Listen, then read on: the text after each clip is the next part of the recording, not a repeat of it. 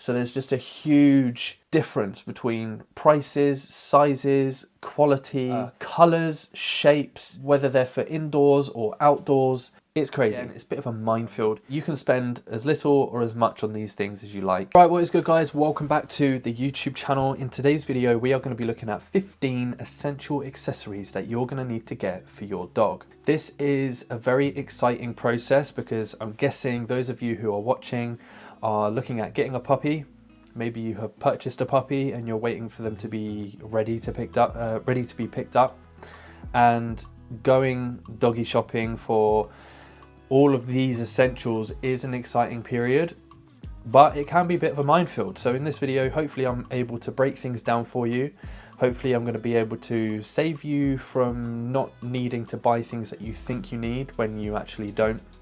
So I'm going to stay very focused on the list of things that I've come up with for this video, and if you get everything on this list, then you will be absolutely good to go. So let's get straight into it. First on the list is obviously going to be a collar. Now, depending on the breed will depend on the sort of collar that you're going to need to get. I myself have a Whippet, and Whippets, because they have long, very sensitive, very delicate necks and bodies in general, they have to have a particular collar that's a little bit wider around their throat area, mostly just for comfort. Next on the list is a lead, and these, again, it's a bit of a minefield. You can get retractable, you can get really long pieces of rope like long leads, you can get short leads with a very short chain. I still to this day have one lead for Freddie, and that's the lead that he came with when I bought him, and it's a very simple rope lead with a clip on the end of it so you can attach it to his collar. If I had to quickly advise on leads, I would just go with the one that I've got. It's about 4 feet long, so it's not incredibly long, but typically Freddie is off lead most of the time. I would just use a lead for walks around the housing estate or near busy roads. For Whippets specifically, or any kind of sight or hunting dog, I would not recommend retractable leads, giving them any sort of leeway or sense of freedom when they are still attached by their neck. If they see some small game and they want to chase, and they do chase, and you push that button, it's just going to choke them, it's going to jerk their neck and could potentially cause problems down the line. Number 3 on the list is a harness. Depending on what it is that you want to do with your dog, I would probably at that point recommend you getting a harness. If you're not exactly interested in training them to not pull on a lead, if you're not looking at training them to be obedient to you, if you want to keep them on a lead for extended periods of time, then yes, maybe a harness will be more comfortable than a collar. Number 4 on the list is a very important one, and that is their ID tag. Now, you can get a really fancy ID tag that attaches to their collar, or you can just get the standard ones from Pets at Home here in the UK. It's a very straightforward process. If you've got kids, it's kind of a fun activity to go and do because you get to see the little machine like etching in the dog's name and your telephone number and things like that. You can spend as little or as much on these things as you like. I could be completely wrong. They're between 10 and 20 pounds, and they are very important because if you do lose your dog, it's one of the key indicators that's going to identify you and your dog. So if your dog gets lost, somebody catches your dog, they can call you straight away and let you know where your dog is at. Number 5 on the list is a dog bed. Again, this is a minefield. You can buy all sorts of different beds, and when you go into a pet shop, you can see that some of them are £150 for what looks like a doggy mattress. You can spend as little as £20 on a plastic basket, which is what I always recommend. So there's just a huge difference between prices, sizes, quality, colours, shapes, whether they're for indoors or outdoors. It's crazy. But ultimately, all I'm going to suggest to you guys, and I've said this in so many videos before, is to get one of the plastic crate looking beds and just fill it with duvets. You can buy duvets cheap as you like from Primark. I think they start from about £6. They're washable, everything is just easy to clean and convenient, and that's the way forward I would advise any new dog owner to go, and any person who's had a dog for years and years. The plastic tubs are the best. And with that being said, everything that I've mentioned in this video, I'm going to link in the description box below. It will be an Amazon link, or if it's not on Amazon, I will link you to like a Whippet specific website. So make sure you check out those links, and I hope it helps. Number 6 on the list is food and water bowl. Again, minefield. How much do you want to spend? What does your kitchen look like? Are you worried about aesthetics? For me, I've only ever purchased 2 bowls. They're the stainless steel bowls for Freddie. One has water in, one has his food in. Very easy to clean. They can go in the dishwasher. They don't look ugly. They clean up really nicely, and his are 4 or 5 years old now, and they're still going strong. Number 7 on the list is grooming supplies. Depending on what dog you're going to get, they're either going to love the mud and jumping in swamps, or they're going to wee all over their front legs, much like what Freddie does, and they will require a little spa day once or twice a month, maybe even more than that depending on what dog breed you're going for. So the basics like shampoo, maybe you might like to get a conditioner to help brush them out. With that being said, you're going to need a brush, maybe a comb, and most importantly you're going to need to get yourself some nail clippers. Now you can get the manual nail clippers that look a bit like a pair of scissors, or you can get the electric ones, which I really like. They are on Amazon, and they just allow you to be a little bit more careful, because obviously if you cut the nail too short, they can bleed. Number 8 on the list is for dental hygiene. You can buy doggy toothpaste and doggy toothbrushes. This is something that I would definitely have in my inventory if you have a dog and are thinking about getting a dog. Alternatively, if you are feeding them a raw diet, where bones are included in that diet, they do a really good job of cleaning their teeth and gums anyway. I'm always keeping an eye on Freddie's teeth, making sure that they don't get too yellow. If they do, I'd usually just give him a raw bone.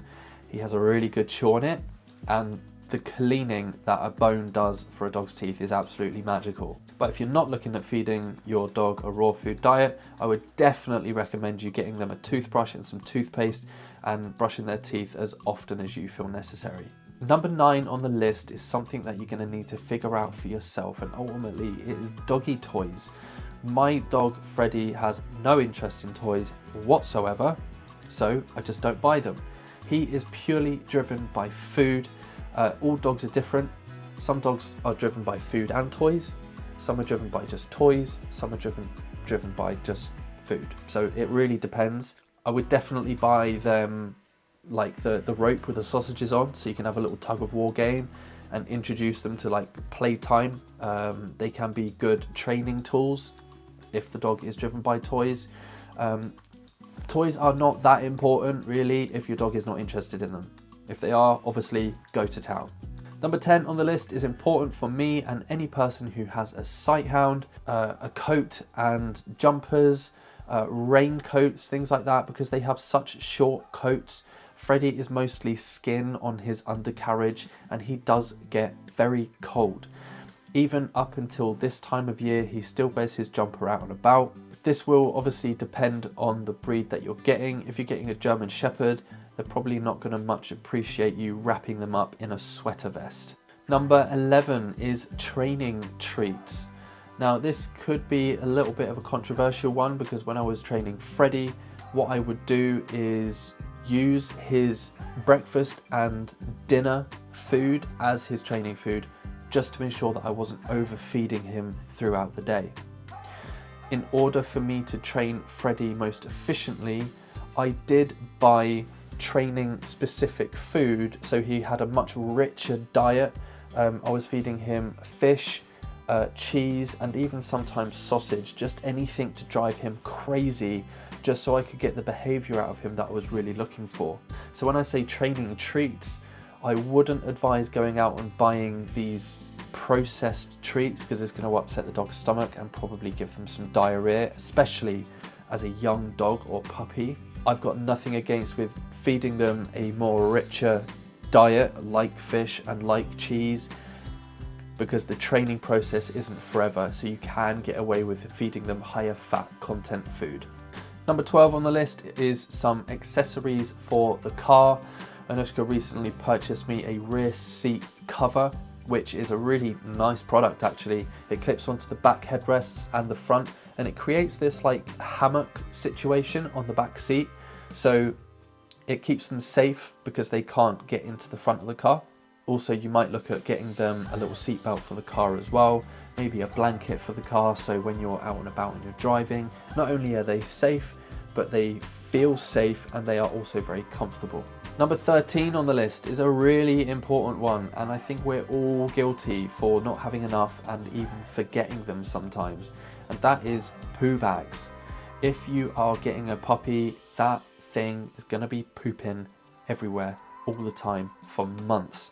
And even now, Freddie, sometimes he'll do 10 poos a day. It's like he saves them up, and he could do just one big one, but instead he just does 10 little ones. And I'm just like, how are you doing this? I have to go out with like a whole roll of poo bags just in case. And it was only the other day I took Freddie for a walk in Bournemouth, and a lady come up to me, she said, "I'm so sorry, but I forgot my poo bags and I'm dreading that my dog takes a poo in front of everyone." So I had to give her some poo bags. Thankfully, I had enough for me and her, but it's just one of those things that we can quite easily forget about, and they are always necessary. Number 14 is a really important one, and I don't think many people think of this, but it's a first aid kit. You can buy these relatively cheaply, and they are well equipped on Amazon. Depending on your breed, again, is going to depend on what sort of injuries they incur. For my Whippet Freddie, he's always coming back with bumps and scrapes, and sometimes he comes back with his legs bleeding because he's chased a fox or a cat somewhere. So it's always essential to just have some bandages, some bandage tape, scissors, but basically just buy yourself a proper first aid kit. Everyone should have one at home anyway, especially if you've got youngsters and puppy dogs. And last on the list, number 15, is tick and flea treatment. All dogs love running around in long grass, going in the woods, rolling in poo, and who knows what they come back with. And the last thing you guys want is for that to be in your house. If your dog comes back with fleas and you don't do anything about it, they can multiply and you can run into some serious issues at home where you just can't get rid of them. And you have to have your carpets treated, you have to clean all of your clothes, you have to clean the dog bed 2 or 3 times a day, and it's absolute chaos. So this number 15 is definitely a really important one that people may overlook if they're just getting themselves into a life with a puppy dog. So I really hope this video helps you guys out in streamlining all of the accessories you're going to need for your puppy, and in turn, hopefully, it will help save some money. Thanks so much for watching. Please don't forget to comment, like, and subscribe, and I will see you in the next one.